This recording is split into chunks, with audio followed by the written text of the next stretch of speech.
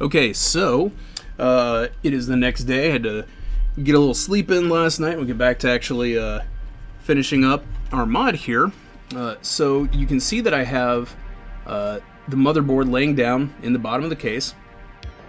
And what I've done is using my X-Acto knife, found the exact edge of where our HDMI port is going to be, and then just made a really small mark on the inside of the case, so I know where to remove material to make room for the HDMI port. So we can go ahead and pull the motherboard back off. Go ahead and remove our RF shield. We'll set that aside for now. And you can see here that there is our outer edge that we are going to be cutting through, and then there is this inner lip that is right here. And so really we want to remove material until we are even with this lower lip right here. And you can see my very small mark that I made in the case right there. So we're going to use that as our inner edge. We're going to cut down until we hit that inner loop, and we're going to come right over here to the edge of this plastic here.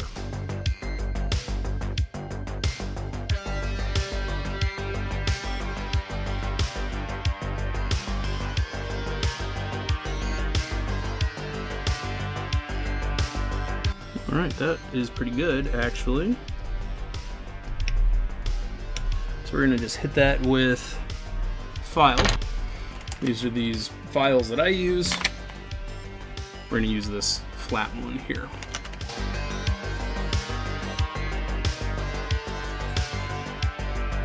Not bad, pretty close already. Okay, there's just a little bit of excess on the inside edge here. Just remove that.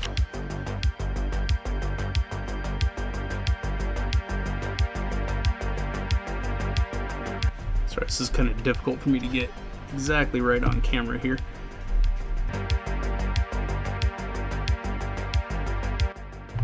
There's also a little nub right here that we don't need, so I'm just going to use my side snips and pop that off.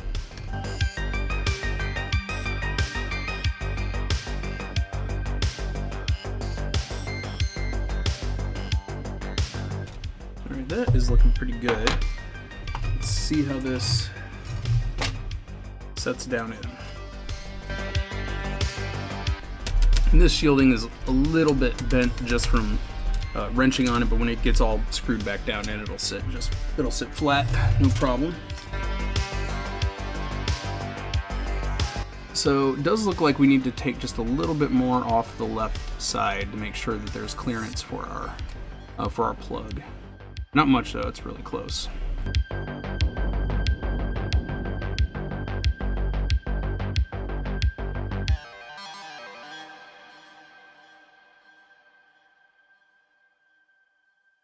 Alright, that looks pretty good. Okay, now we can start actually reassembling this guy and doing our final testing. I almost forgot. We actually need to put in our button for the IR remote pairing. So if you look at this port here, our button is actually hidden right behind it. But this is the button that we need access to right here. And so you can see that that fits right down inside the housing here. If you look very closely, I've marked two very small dots. And that is about where we are going to need to drill, like right in between them. And so the way that I kind of did this is I would literally, in order to line this up, I would lift this board just a little bit, kind of put my X-Acto knife right above it, and then as I set it down, try to move the X-Acto knife right with the motion of the board to line it up. It's not an exact science, but I'm pretty sure where I've got those holes lined up now should be pretty darn close for us. So, you know, word to the wise, as you're doing this, you're not splitting the difference between the top and the bottom. It's not directly in the middle. It's really up just a little bit. I would say it's a millimeter maybe up from this lip here. So yeah, this part is tricky. This is one of the trickier things to line up, but I think I've got it pretty good there. So let's go ahead and drill that out now. Okay, so here we have our remote pairing button. Now mine was a little rough. I actually had to use my X-Acto knife and trim up some of there's some kind of excess, almost like hairs from how it was 3D printed popping off there. So I had to clean that up. But if you take a 1/8 drill bit and line it up, you can see that that's basically the size that you want, because our button is going to fit inside the hole that we make with this 1/8 drill bit here. Okay, so here you can see the hole that we drilled in the back of our kit. Let's go ahead and drop our button in there so we can get a look at what that looks like. This part's actually kind of tricky. Hopeful to have a pair of tweezers. Try to place that in. And you know, looking at it, you can see there's a little bit of plastic on the back there from where I drilled it out that I need to trim off to make sure that that button fits flat. But our button will sit. Yeah, it doesn't quite look like it wants to focus that close in for us, but you should still be able to tell what I've got going on there. So let's clean up the back. I'm just using an X-Acto knife for that. Okay, good. That is all sitting flush now. Alright, so our button is in place. And so I think, you know, as we're working on this, we're definitely going to need to be careful as we set our board back down in there. Apparently this button is pretty fragile right here. Just doing a quick functionality test. Alright, that does press in. So basically, as we set this down in, we're going to want to come at it at an angle. Make sure that we basically push that button from the back as we set our board down in, because we don't want to snap that 3D printed button.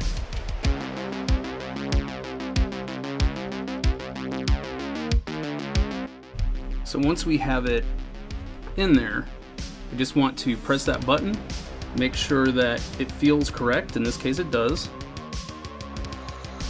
And I might even hit the end of that button with a file just to make it look a little bit prettier, because it does have a little bit of almost like strands left over from the 3D printing process. But this board is now sitting in here the way that we want it.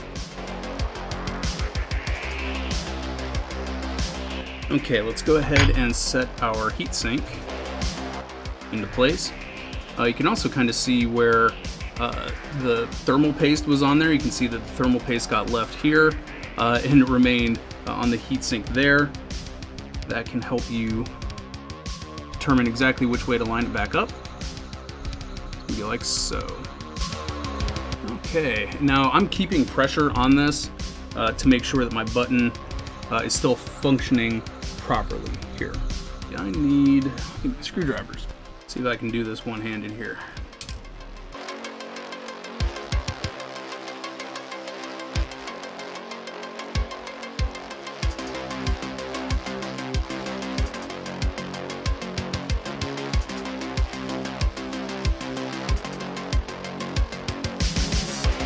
Okay, so our motherboard is now screwed back into place, and you can see that that button is still functioning properly. So we know that we have everything seated exactly the way that we need to. In case anyone was about to start hollering at the screen, don't forget the flex cable.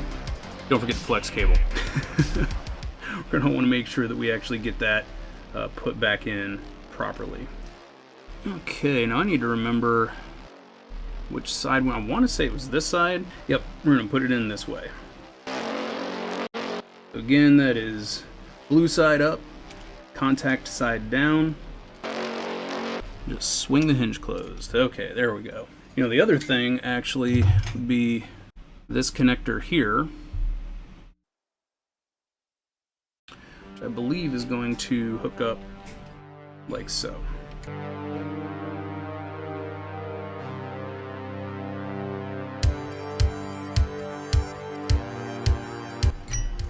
Okay.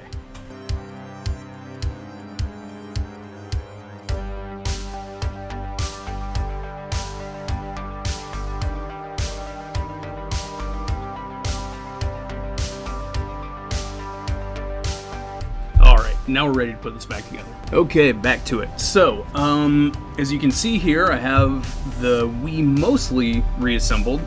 That's what it looks like from the back. There's our HDMI port. Fan has been put back in. DVD's been put back in. Our wireless controllers, wireless controller boards are put back in. So we are most of the way through this, but now we need to do the top cuts for our HDMI port. So we're going to drop the top of the case back on. And I found that sort of coming over onto this side and helping to guide it first can be helpful. These little metal tabs can sometimes get in the way of wanting to put things back together. So once we've slid it in, then we can see where we need to make the cuts for our port in the back here. So I'm going to take my X-Acto knife and cut just inside there. Just give it a little mark so I know where I need to start to remove material. In fact, that is even a little far to the right. Come over to the left just a bit. And that's pretty good. The rest of that I can basically correct with my file as I get in there and start working on it. So you can see here that much like when we did the bottom, there is a separate little lip here. So I think the first thing we're going to do is remove that, and then from there we'll be able to measure up and see how much we need to remove, but it looks like we're going to be right in this neighborhood, right about there.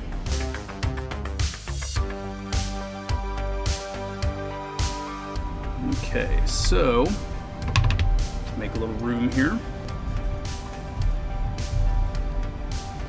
Alright, so I'm going to take my flush cuts and basically snip off this section down here and just remove that with an X-Acto knife.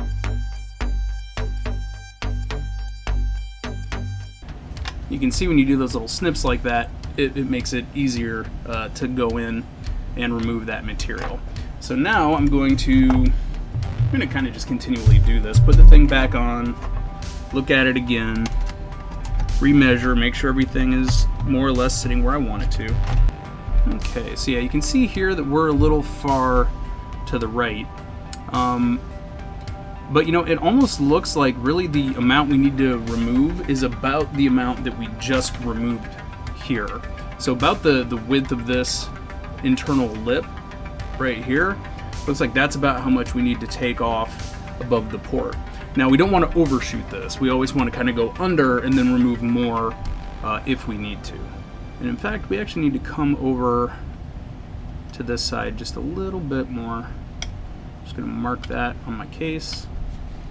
Yeah, we're going to remove a very small amount right here. And that is about as far left as we want to go. So it looks like we basically need to take off about this much again. Just doing small snips here to make it a little bit easier to get our material removed.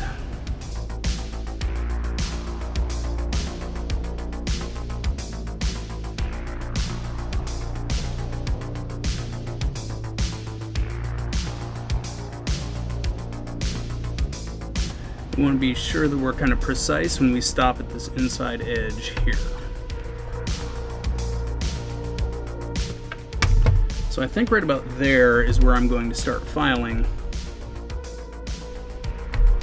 to try to get that nice and even. Again, I'll just be using my flat file here.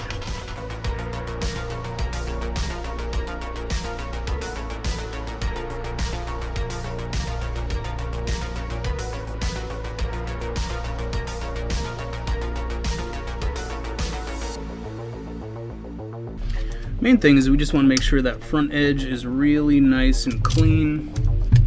So you can see that we're still barely seeing just a little bit of the snips there in that edge. So we want to get that nice and flat so you can't see where we initially came in with our flush cuts. And yeah, with this, it's work it just a little bit. Take a look, work it some more. I can see that this left side is a little bit higher yet than the inside, so we're going to work on removing a little bit more of that. Okay, we're getting warm now. Okay, and then I'm going to lint roll some of this plastic dust off of my mat here.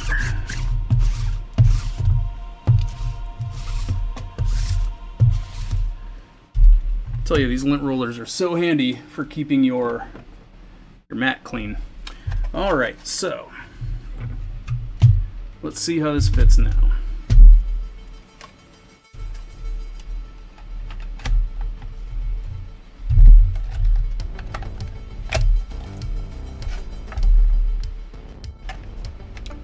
We are very, very close. So you can see that we still need to remove just a little bit of material. We aren't quite flush yet, but we are getting very, very close. So once we remove, I don't know, it's like maybe a millimeter of material, this will be able to finish closing all the way.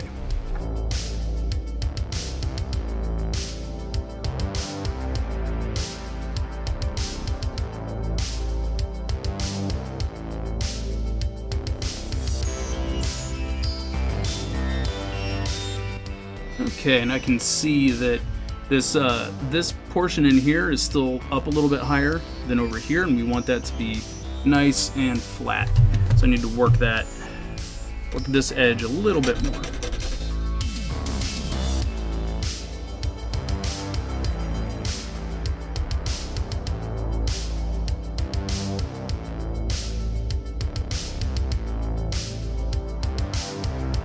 Okay, that's looking better.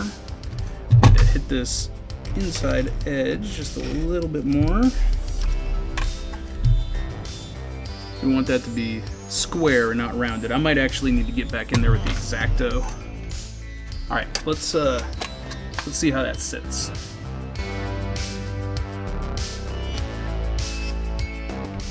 Okay, there we go. So there is still just a little bit. Nope, I think that's just, I believe that's within tolerance. So I'm going to leave that right there. I am going to go back in and just use my fingernail to just sort of make sure I clear up any plastic that might still be hanging out on that edge. But otherwise, we're good to go.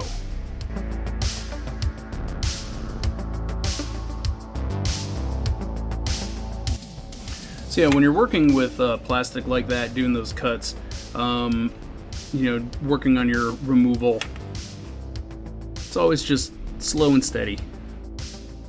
That looks pretty darn good. All right, moving on. Okay, now that we have it all buttoned back up, let's go ahead and do a test, make sure that it works, now that we've put everything back together.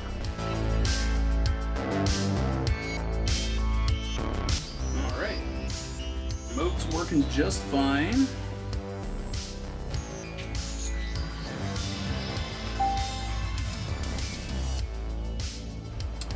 Like it also appears that the DVD drive is working fine. So we'll do a quick test here and see how this looks. Once we determine that everything is good, I mean we pretty much figured out that our RGB line is good already, but I want to play a game in the disk drive for a minute. Then we will do some things like test HDMI out with composite and that sort of thing.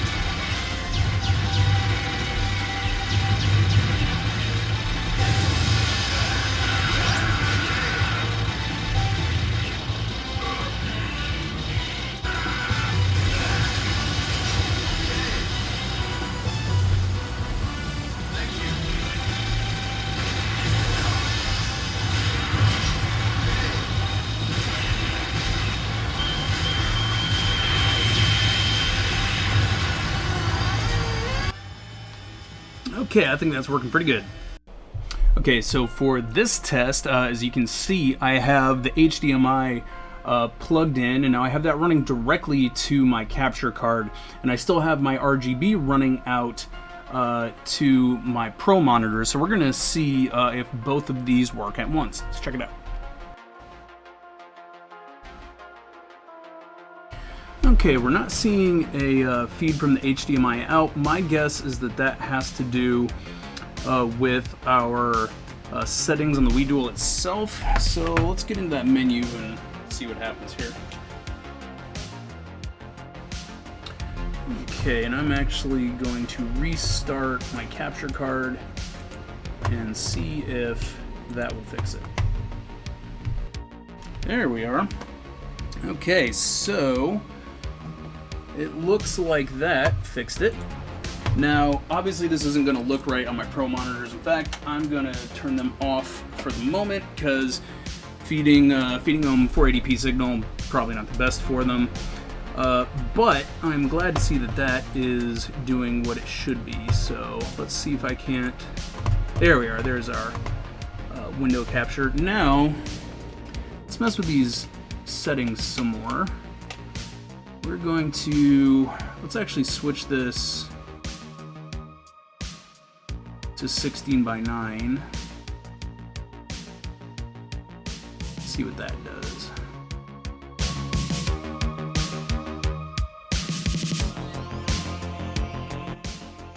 Let's see what scan lines look like. Okay, well, they work.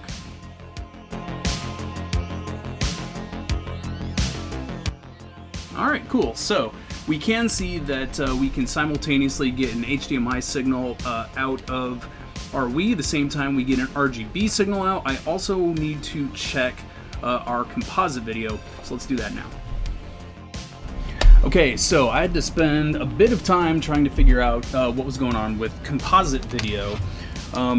Very easy to seem like it's not working on this. So there is a setting I had to dig through the forums over at Shmups in their GC Dual and WiiDual video thread, and it turns out that the enable 480p setting in the on-screen menu is what will allow composite to work or not. So I had to fool around with it a bit, but this is what I ended up getting. Sorry, I have to kind of do my camera this way since I don't have another setup where I can show my composite. Basically, my little monitor here is the composite signal, which is running out of the Wii down there, and you can see that the HDMI is working at the same time. So at this point, I have thoroughly troubleshooted it, made sure that all of our functionality is there and working properly. So we have composite, we have component. In fact, actually, real quick, I will fire up component just so you can see it on my other monitor that is set up for component. Okay, and last bit, this is the game running in component over here on my old giant monster 16:9 CRT that is in component. In fact, I can bring up that menu, and you can see there that it is set to YPB-PR. So this is a fully working WiiDual mod. And I'll tell you, this one was a challenge to work on. You know, it was just a dense system. But, you know, if you apply the principles that you've picked up along the way working on other stuff, it really ends up not being too bad. Work methodically, stay at least somewhat organized, and, you know, take your time. Check your continuity, that sort of thing. And on the other side of it, you will have an awesome WiiDual. So this is all set up and ready to go for Apathetic. It is totally enabled for any type of signal he could ever want to get out of this thing. And it really is impressive to see. So anyway, I hope you enjoyed this WiiDual video series. You know, if you enjoyed learning how to do this with me, I appreciate a like and a subscribe and all that stuff. But I also would really love to hear from you. I know that this one, it's easy to have a lot of questions on, so of course feel free to sound off in the comments. And yeah, look forward to hearing from you and for doing some new stuff in the future. And I'm about to go on vacation here for a little bit. When I get back from that, I have a handful of NES RGBs that I need to do. I've got a standard, front loader NES RGB that I need to do. I also have a top loader that I've never done before, and I believe we're going to be doing a Bortes IO mod for that, which I haven't done, so that should be fun. And then after that, got a really special one for Nate McDyer, my buddy who edits all of these videos. He sent me over a Famicom Twin, which we are going to trick out. That thing is going to be super cool. So anyway, I look forward to doing those and seeing you here in the future. Bye now.